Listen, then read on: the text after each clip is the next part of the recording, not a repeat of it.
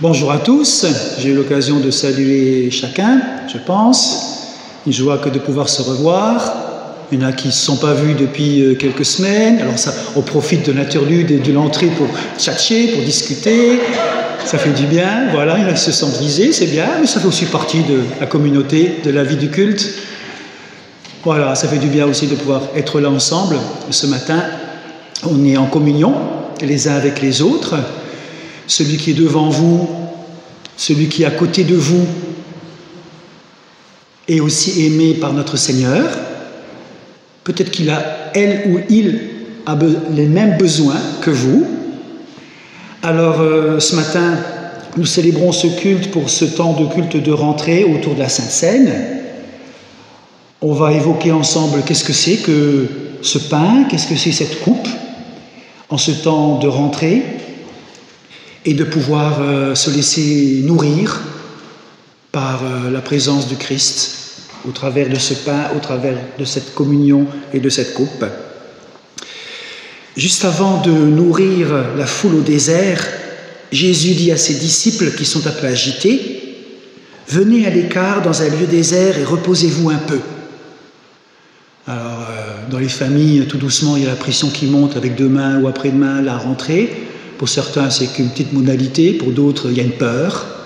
Les parents, il faut qu'ils gèrent ça. Les grands-parents aussi, il faut qu'ils gèrent cette peur de la rentrée. Eh bien, frères et sœurs, le culte est à chaque fois à nouveau un temps du désert où l'on se consent à se vider de tout ce qui nous encombre, tout ce qui fait déborder nos vies, un temps où l'on a soif et faim d'une parole nouvelle. Le culte est à chaque fois à nouveau un temps de repos pour se refaire des forces, pour se renouveler en secret et pour se retrouver en vérité. Nous allons nous retrouver en vérité devant Dieu pendant 1 heure, entre autres. Ça fait du bien.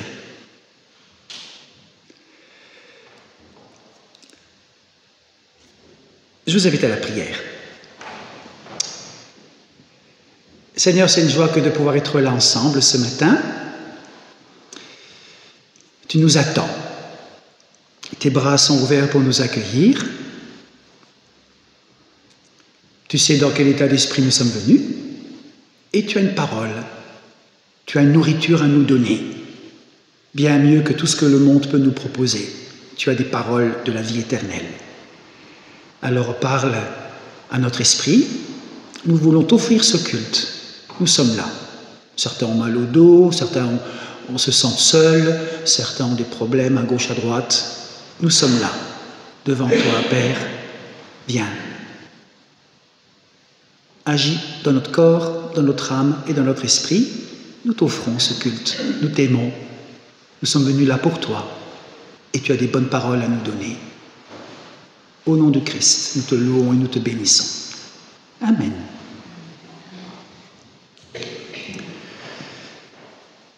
Voilà, vous avez devant vous les numéros des cantiques. On va commencer avec le 208. Dans vos cantiques, livret rouge, les 3 strophes. On peut se lever pour le chanter, pour ceux qui peuvent, si on pouvait rester assis. Ceux qui ne peuvent pas, ou qui ont des difficultés. Le 208, les 3 strophes. Ta parole est notre pain.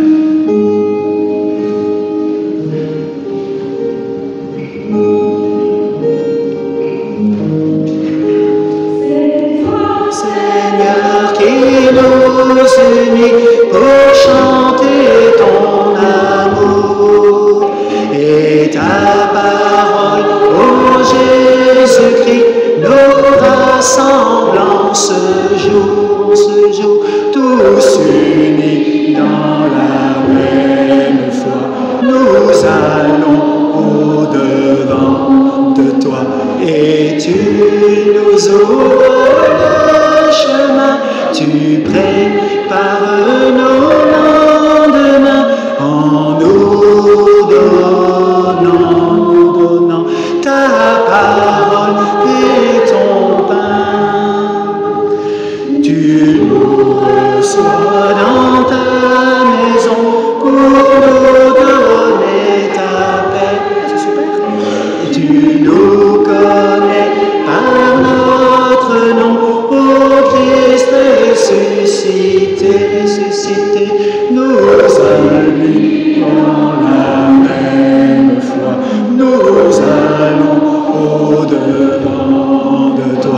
et tu nous ouvres le chemin, tu prépares nos lendemains en nous donnant ta parole et ton pain, les mains ouvertes devant toi, conduits par ton amour. Nous avons tous besoin de toi pour vivre chaque jour, tous unis dans la même foi. Nous allons au-devant de toi et tu nous ouvres le chemin, tu prépares nos lendemains en nous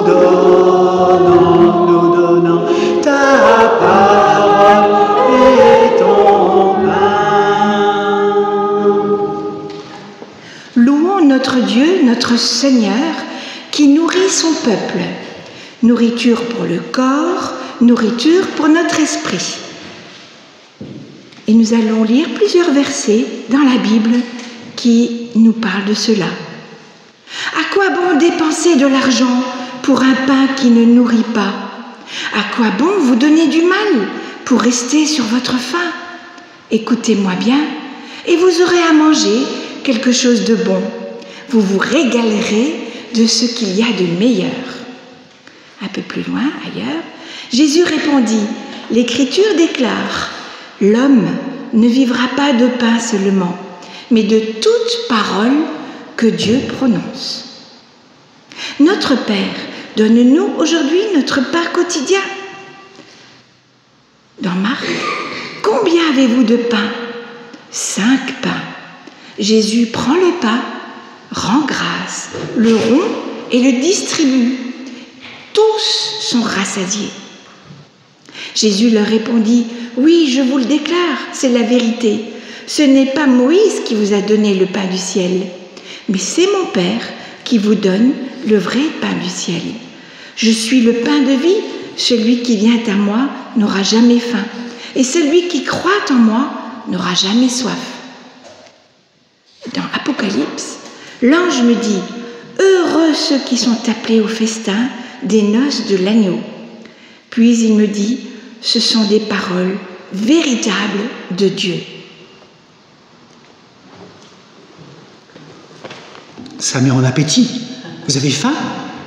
J'espère que ça va vous donner envie d'avoir faim. Jésus, il comble celles et ceux qui sont affamés. Puis ceux qui ne sont pas affamés, ils peuvent prier. Seigneur, j'ai faim, donne-moi. Apprends-moi à avoir faim. On continue avec le 188, des fontaines de joie, les 3 strophes. Numéro 188, dans vos livrets. Tu fais jaillir en moi des fontaines. Dans le cantique, oui, qu'est-ce que j'ai dit? Ah, pardon. Dans le cantique, numéro 188. Et puis pour ceux qui ne se rappellent plus beaucoup, on va l'écouter à la flûte, parce que ça fait du bien, et puis c'est beau.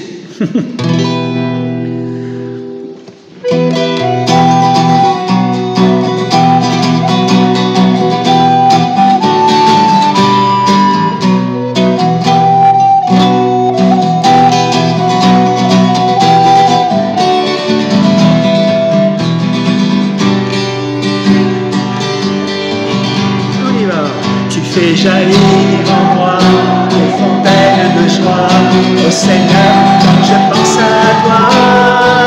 Tu fais jaillir en moi des fontaines de joie, ô Seigneur, quand je pense à toi. On peut reprendre ensemble? Tu fais jaillir en moi des fontaines de joie, ô Seigneur, quand je pense à toi. Tu fais jaillir en moi des fontaines de joie, ô Seigneur, quand je pense à toi.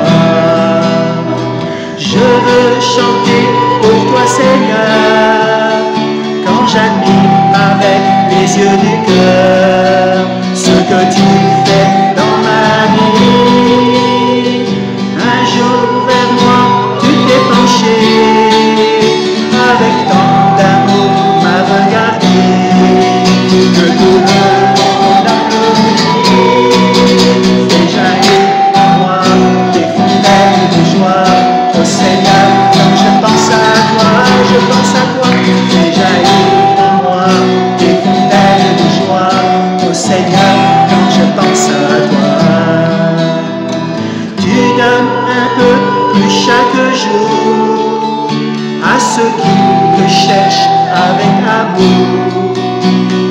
qui ont soif de toi.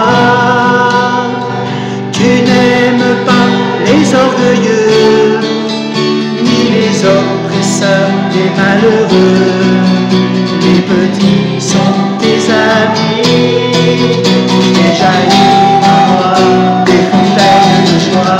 Oh Seigneur, quand je pense à toi, tu fais jaillir en moi des fontaines de joie. Oh Seigneur, quand je pense à toi, tu viens combler les affamés, tandis que les riches aux mains fermées gardent un lit au fond du cœur. Tu es fidèle à cet amour qui nous accompagne chaque jour. Nos nuits comme autrefois, tu fais jaillir en moi des fontaines de joie. Oh Seigneur, quand je pense à toi, tu fais jaillir en moi des fontaines de joie. Oh Seigneur, quand je pense à toi.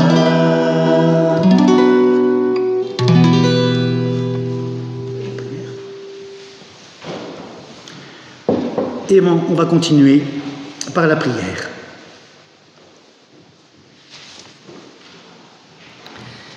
Seigneur, notre Dieu et notre Père, nous te louons et nous te bénissons parce que tu es le Père de Jésus et que tu veux être aussi notre Père, avec ton amour et ta miséricorde.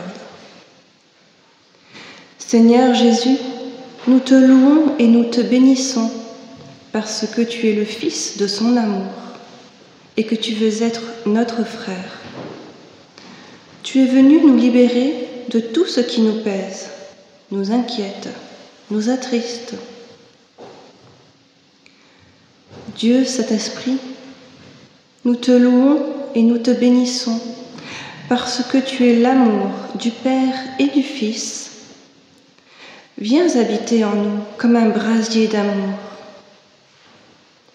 Saint-Esprit, console-nous, guéris, unis-nous, revivifie-nous. Père, Fils et Saint-Esprit, nous te louons et nous te bénissons, parce que tu es le Dieu au-delà de toute louange, et que tu acceptes cependant les balbutiements de notre adoration. Amen.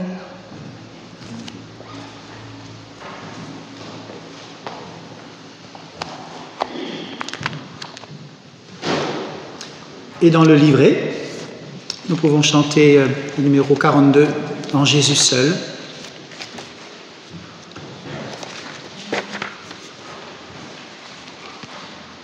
On peut vraiment remercier Dieu pour toutes celles et ceux qui écrivent ces chants, ces cantiques depuis des siècles et des siècles et qui les mettent en musique. Combien ça nous porte chaque jour. Vous l'avez remarqué quand vous êtes seul, quand vous ne savez plus trop quoi prier, il est beau de se souvenir de ces cantiques. Voilà un autre, En Jésus seul et mon espoir. En Jésus seul est mon espoir, lui ma lumière, ma force, mon chant, pierre angulaire, solide rempart, même quand l'orage devient violent. Oh quel amour, oh quelle paix, les luttes cessent, la peur se tait, mon réconfort, mon plus grand bien, dans l'amour du Christ je me tiens. En Jésus seul, Dieu s'est fait chair, dans un enfant, oh quel mystère, ce don d'amour, de sainteté, haï par ceux qu'il vint sauver. Jusqu'à la croix, il s'est livré, sur lui la colère est tombée.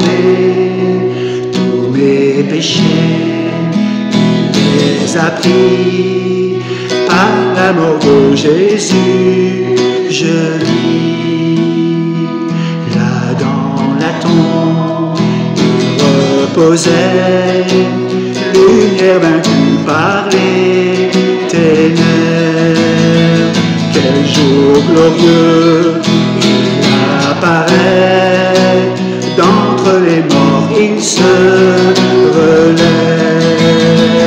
Et sur ma vie, par sa victoire, le péché perd tout son pouvoir. Il est à moi, je suis à lui, racheté par le sang du Christ. Je vis en paix, je meurs sans crainte, gardé par la puissance du Christ.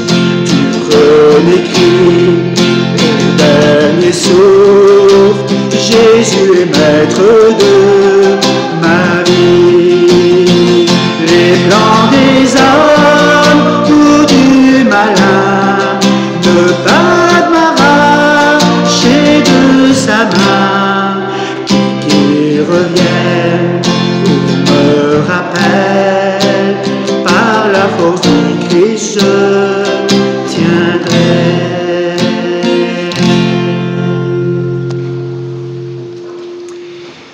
Seigneur, nous voulons te remercier pour ta parole qui a été mise en musique, comme ce cantique.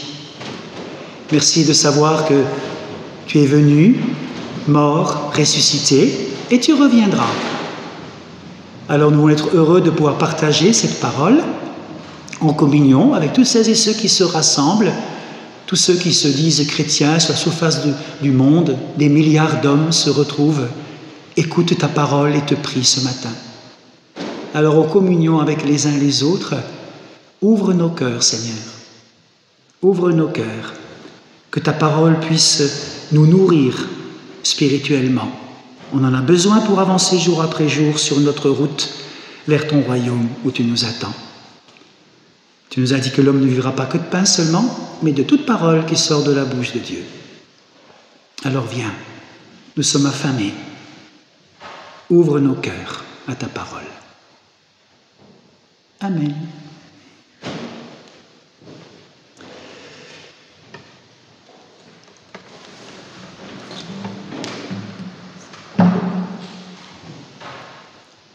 On va écouter un premier texte dans l'évangile de Jean qui nous parle de la multiplication des pains. Comment avec 5 pains et 2 poissons, Jésus nourrit la foule. Et combien en apportant le peu que l'on a. Autour de la Sainte Seine, tout à l'heure, vous allez apporter à Dieu le peu que vous avez. Et pourtant, Dieu va multiplier cela. Quelle joie, quelle espérance. Alors écoutons dans Jean au chapitre 6.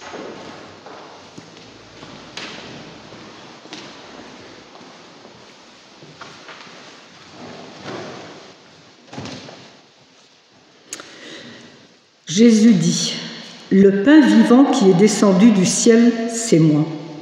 Celui qui mange de ce pain vivra pour toujours. Et le pain que je donnerai, c'est mon corps. Je le donne pour la vie du monde. » Alors les Juifs se disputent. Ils disent, « Comment cet homme peut-il nous donner son corps à manger ?» Jésus leur dit, « Oui, je vous le dis, c'est la vérité. Si vous ne mangez pas le corps du Fils de l'homme, et si vous ne buvez pas son sang, vous n'aurez pas la vie en vous. Si quelqu'un mange mon corps et boit mon sang, il vit avec Dieu pour toujours. Et moi, le dernier jour, je le relèverai de la mort. Mon corps est une vraie nourriture et mon sang est une vraie boisson. Si quelqu'un mange mon corps et boit mon sang, il vit en moi, et moi, je vis en lui. Le Père qui m'a envoyé est vivant, et moi, je vis par le Père. De la même façon, celui qui me mange vivra par moi. Voici le pain qui est descendu du ciel. Il n'est pas comme le pain de vos ancêtres ont mangé. Eux, ils sont morts, mais si quelqu'un mange ce pain, il vivra pour toujours.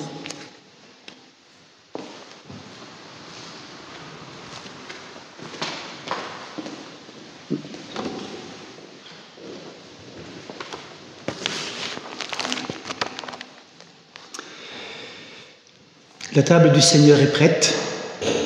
Avant de lire les paroles d'institution et puis d'évoquer ce que ça peut représenter, ce repas pour nous, j'aimerais juste faire quelques remarques. Dans le protestantisme, on utilise généralement l'expression de Sainte Seine. Sainte, parce que c'est le Seigneur qui l'a instituée. Seine, parce que ça vient d'un mot latin qui signifie repas, le saint repas, le repas du Seigneur. Sainte Seine, repas du Seigneur. Chez les catholiques et les orthodoxes, on utilise généralement le mot Eucharistie. Eucharistie, ça veut dire en grec rendre grâce. EU, ça veut dire quelque chose de bon. Eucharistie, c'est la joie, une bonne joie. Rendre grâce parce qu'il y a de la joie.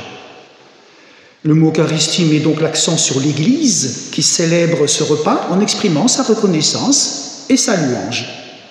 Alors voilà, on peut utiliser le mot Sainte Seine, repas du Seigneur, Eucharistie, on peut même utiliser le mot communion.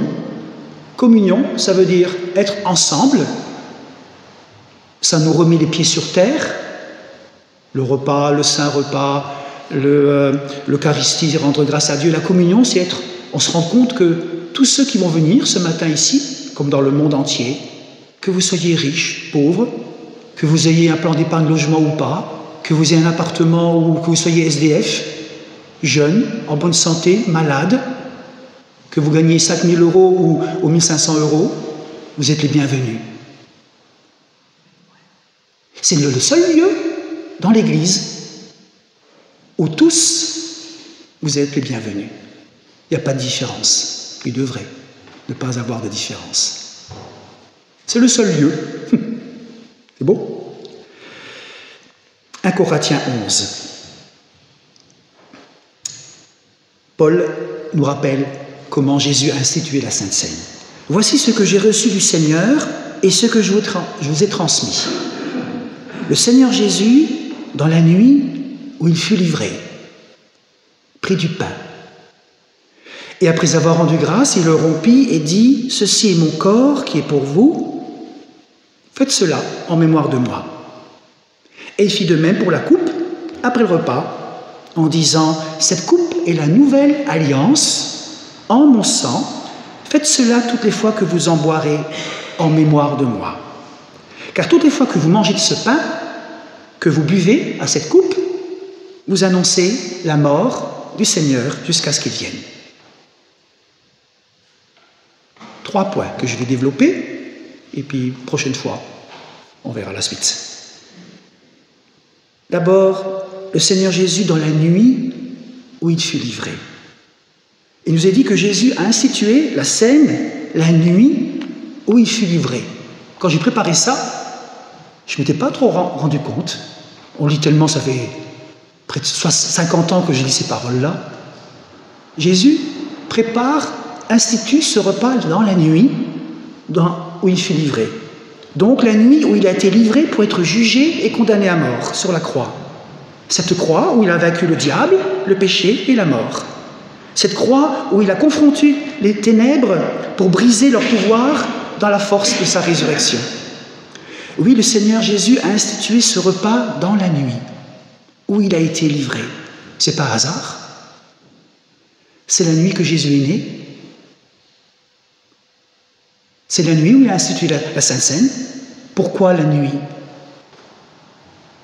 Eh bien, tout simplement parce que la lumière qui brille au cœur de nos obscurités et qui remporte la victoire sur elle. Dans Jean 1, la lumière brille dans les ténèbres et les ténèbres ne l'ont pas reçue. C'est comme si les ténèbres ont dominé, ont étouffé. Les ténèbres ont vaincu la lumière. La lumière brille dans les ténèbres, mais les ténèbres ne l'ont pas reçue. Mon frère, ma sœur, la lumière du Christ est plus forte que les ténèbres. Parce qu'elles ne peuvent pas l'éteindre. La lumière brille dans les ténèbres. C'est comme ça. Jésus-Christ est vainqueur sur toute la nuit de tes fautes, de tes échecs, de tes regrets, de tes peurs. Il a aussi triomphé de la nuit de tes difficultés, la nuit de tes malheurs, la nuit de tes peines. Ces ténèbres qui veulent t'empêcher d'entrer dans les projets de paix que Dieu a pour toi. Ces ténèbres qui veulent te plonger dans le découragement. Qui est-ce qui se sont découragés ce matin? Ce sont les ténèbres qui viennent alors. Ces ténèbres qui tentent de te pousser à te tenter, qui te poussent à baisser les bras. Ces ténèbres qui veulent t'empêcher de croire aux possibilités infinies de Dieu. Ces ténèbres qui veulent te mettre à terre, toujours plus. Eh bien, ces ténèbres, écoute-moi bien, et vous qui suivez sur Internet aussi, écoutez bien, il y en a beaucoup qui suivent Internet, 4 fois plus qu'ici. À vous tous, je vous dis, les ténèbres ont été visitées. Elles ont été visitées par la lumière éternelle de Dieu. Le Christ, Jésus, leur infligeait une défaite totale à ces ténèbres. Toi, tu te laisses tirer vers le bas. Le Christ t'éclaire et te relève. Amen. Et désormais, tu as la possibilité d'accueillir en toi cette lumière divine et de la laisser transformer chaque jour. Tu te rends compte? Fais-le. Tu verras, la lumière va transformer ta vie. Tu as envie qu'elle soit un peu différente, ta vie? Fais-le. Oui, tu peux choisir de vivre en enfant de lumière. Quand tu célèbres le repas du Seigneur ce matin, ou vous qui pourrez le faire à la maison, on peut aussi vivre seul à la maison, à la limite. Nous tous qui allons vivre ce moment, le Seigneur nous dit, ce ne sont plus tes obscurités qui occupent la place centrale. Raus, weg. Dans la mesure où c'est la lumière du Christ qui est mise au centre de la célébration et au cœur de ta vie. Voilà pourquoi le Christ est venu. Il a été livré dans la nuit. Il a fait ce repas dans la nuit pour apporter la lumière. Ça te parle? Non.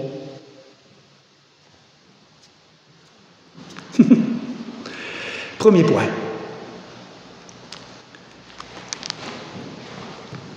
Le corps et le sang de Christ. J'aimerais un petit peu insister sur l'importance de manger le pain et de boire le fruit de la vigne pour communier ensemble. Qu'est-ce que se passe quand je mange et quand je bois autour d'un repas? Quand je mange, quand je bois, je reconnais que je ne me suffis pas à moi-même. Je reconnais que j'ai besoin d'éléments étrangers, extérieurs à mon corps, à savoir la nourriture et la boisson. J'ai besoin, pour me nourrir, m'hydrater, me fortifier, pour m'apporter de l'eau, des vitamines, des minéraux qui sont nécessaires pour que je puisse me maintenir en vie. On ne peut pas vivre sans manger, sans boire. Tôt ou tard, on boit et on mange. De la même façon, en prenant le repas du Seigneur, nous reconnaissons que nous avons besoin de lui. Certains me disaient, certains d'entre vous me disaient avec le Covid, j'ai appris à ne plus avoir besoin de la Sainte Seine. Je me suis dit, là c'est dangereux. Là, il y a quelque chose que la personne n'a pas compris et ou qu'il n'y a pas eu d'enseignement. Le Covid a fait que pendant un an, ou je ne sais plus combien de temps, on n'a pas pris la Sainte Seine. Et certains m'ont dit, je ne l'ai pas prise, ça ne me dérangeait pas. Je n'avais pas forcément besoin. Là, il y a un problème. Mon frère, ma sœur, tu as besoin de la Sainte Seine. Tu manges, tu bois, tu manges beaucoup, tu bois avec modération. Tous les jours, tu le fais. Eh bien, chaque dimanche, on pourrait prendre la Sainte Seine, tous les 15 jours, tous les mois, peu importe le rythme. Nous reconnaissons que nous avons besoin de lui, nous reconnaissons que sa présence est vitale pour nous et pour notre foi. Oui, tout comme le pain et le fruit de la vigne nous nourrissent et nous hydratent au niveau physique, la présence du Seigneur vient nourrir et rafraîchir notre esprit. Dans Jean 6, On l'a lu tout à l'heure, Jésus a dit « Celui qui mange ma chair et qui boit mon sang a la vie éternelle ». Ce n'est pas du cannibalisme, hein. Voilà, c'est spirituel. Il se passe ici, au niveau spirituel, exactement la même chose. Qu'est-ce qui se passe au niveau physique quand nous mangeons et quand nous buvons? Ce que nous mangeons, nous l'assimilons, ça devient une partie de nous-mêmes, et ce que nous buvons pénètre dans toutes les fibres de notre être. Nous alimentons les cellules de notre corps. Non, c'est ce qu'on fait quand on mange. On nourrit notre corps. Quand nous prenons le pain et la coupe de la Sainte Seine, de la même façon. De la même façon que le pain et le vin pénètrent en nous, sont digérés puis entrent dans notre sang, eh bien, de même, la vie du Christ entre en nous. Elle entre dans notre dimension spirituelle. Elle purifie notre esprit. Sa présence purifie notre esprit, nous fortifie, peut même apporter la délivrance et la guérison. Et parfois, cette même puissance de vie du Christ peut même avoir ensuite des impacts positifs sur tout notre corps, âme et esprit. Combien de personnes ont été guéries physiquement en prenant ce repas? Combien de personnes ont été guéries dans leur âme, dans leur volonté, dans leur intelligence, dans leur compréhension, dans leur état d'âme? Et combien, au niveau spirituel, en venant ici, il y a eu une guérison?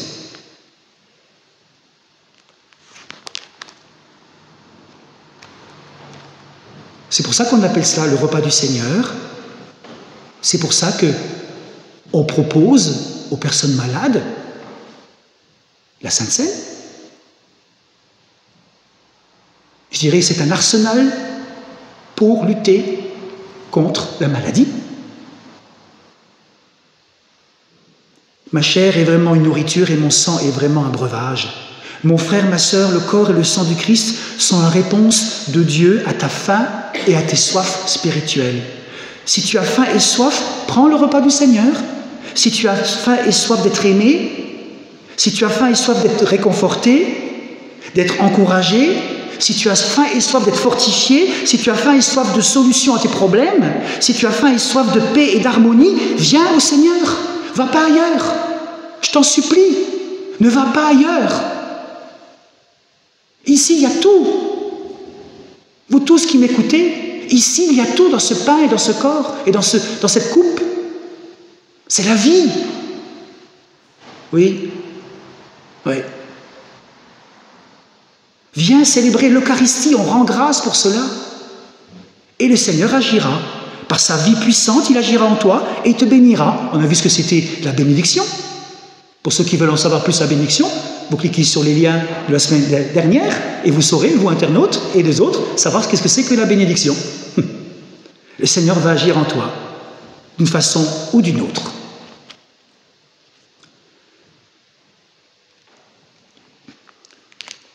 Et pour finir, on a donc vu Jésus dans la nuit où il fait livrer, quelles que soient tes ténèbres, Dieu vient, il apporte la lumière. On vient de voir que le corps, le sang nous nourrissent. Et si on a faim et soif de quelque chose, tout est là, viens, mange, bois. Et maintenant, j'aimerais nous rappeler un petit mot.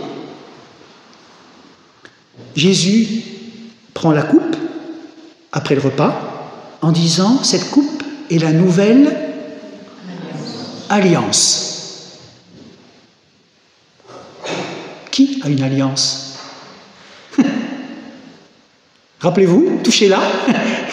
Qu'est-ce que ça veut dire, ça? Ça veut dire que vous ne pouvez pas aller voir ailleurs. Ils sont rigolants, mais c'est vrai. N'empêche, c'est vrai. Non, ça veut dire que je suis allié à quelqu'un. Roland, il rigole. C'est vrai. Ça veut dire que mon ado de rideau, il est là.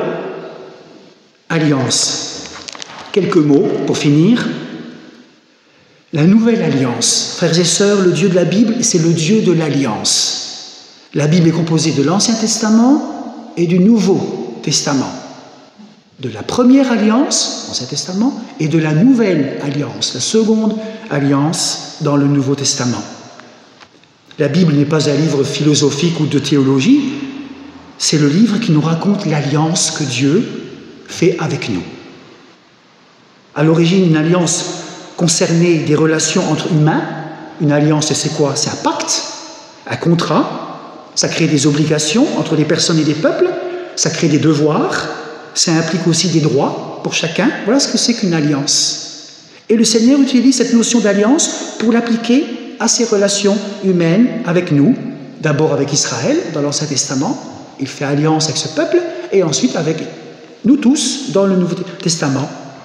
Dans l'alliance, Dieu s'engage avec nous.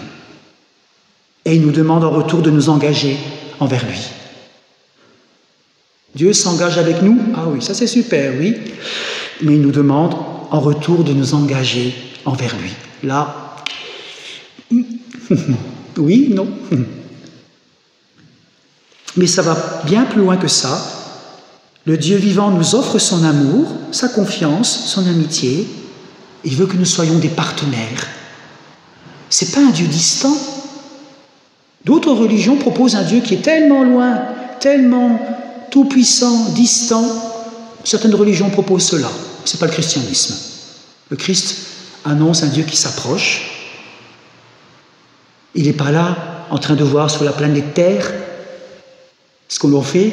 Lui, il est tellement loin, distant. Il s'approche. Il n'est pas spectateur. Il s'engage avec nous, il s'attache à nous, il s'implique dans notre vie, dans notre histoire. En Jésus-Christ, on vient de le chanter, il s'est fait homme, Dieu vient avec nous, il marche à nos côtés, il se mouille pour nous. En Jésus-Christ, il s'est abaissé pour nous et il a même été jusqu'au sacrifice de la croix. Le pain et le vin nous parlent de ce sacrifice. Et nous offre une image de vie donnée pour nous, de son corps, de son sang donné pour nous. Sa mort, le pain, le vin, illustrent sa mort et sa résurrection pour nous. En effet, le grain de blé doit être broyé pour devenir une farine, avec laquelle on fera du pain, et le raisin doit passer au pressoir pour donner du jus. Par le sang versé du Christ, le Seigneur a inauguré une nouvelle alliance avec nous, par son sang. Dieu se mouille pour nous. Il prend des risques pour nous.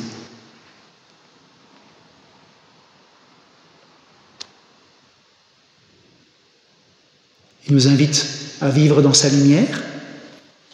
Il ne nous y oblige pas. Il nous commande l'amour. Il ne nous force pas. Il ne nous contraint pas. Le résultat, c'est que parfois nous résistons bien souvent à sa lumière et nous trahissons son amour.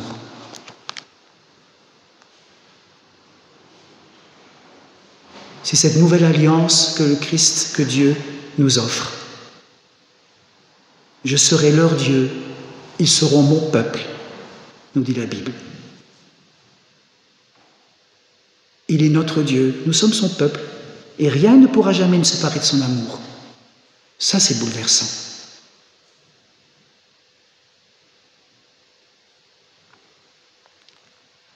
C'est la nouvelle alliance que le Christ nous donne en son sang. Ce sang, c'est la vie. Répandu pour nous. Ce sang qui triomphe de la mort.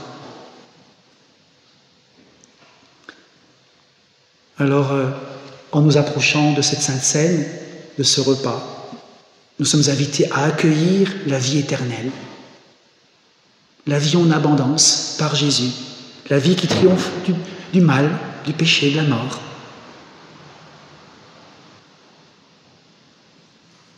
Alors, chers frères et sœurs, chers amis, Jésus, dans la nuit où il fut livré, il vient dans ta nuit.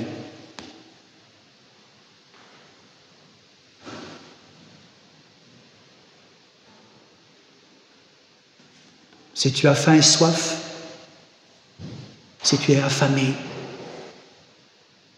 quelle que soit ta faim, ta soif, il est là. pour nous combler. Et il vit avec nous pour une nouvelle alliance par son sang. Un contrat nouveau avec nous. Un contrat éternel. Je vous invite à réfléchir à tout ça quelques instants dans le silence.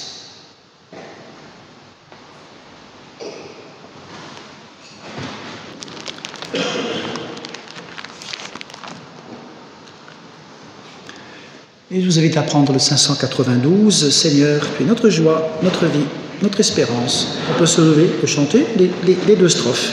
592. Et nous préparer au repas du Seigneur.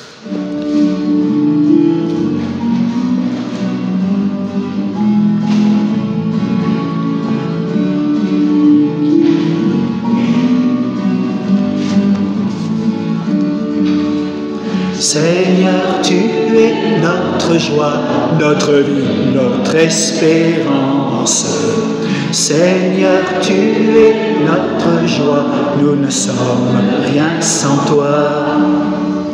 Quand parfois dans notre vie tout est froid et sans lumière, c'est vers toi que nous conduit l'espoir d'être ton ami. Seigneur, tu es notre joie, notre vie, notre espérance. Seigneur, tu es notre joie, nous ne sommes rien sans toi. Dans ce monde qui a faim, tu nous invites à ta table. Dans un merveilleux festin, ton corps devient notre pain. Seigneur, tu es notre joie, notre espérance. Seigneur, tu es notre joie, nous ne sommes rien sans toi. On va reprendre. Seigneur, tu es notre joie, notre vie, notre espérance. Seigneur, tu es notre joie, nous ne sommes rien sans toi.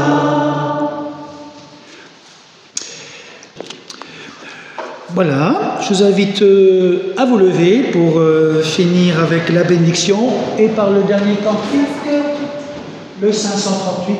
C'est ça, il y aura le dernier cantique qui est le 538.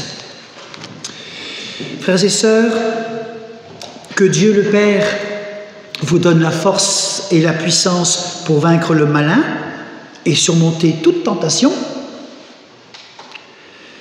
Que l'amour du Christ remplisse votre vie. Et que l'Esprit de Dieu verse sa force, sa douceur et sa paix dans ton corps, dans ton âme et dans ton esprit. Reçois cette bénédiction. Va en paix. Amen. Et nous chantons le 538, Alléluia, Jésus est roi, la première et la quatrième strophe. Numéro 538.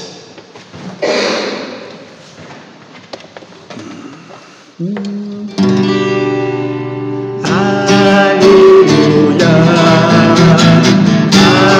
Alléluia, Jésus est roi, au milieu de nous, il est vivant, Jésus est roi. Alléluia, Alléluia, Alléluia, Jésus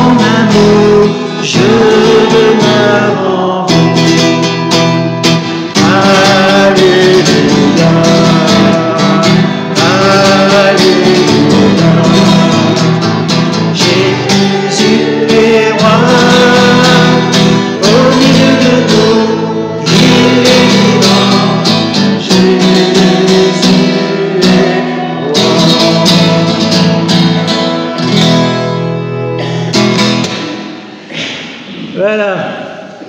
À bientôt. À dimanche prochain. Ou avant. Et au pot de l'amitié. À tout de suite. Il y a à boire et à manger.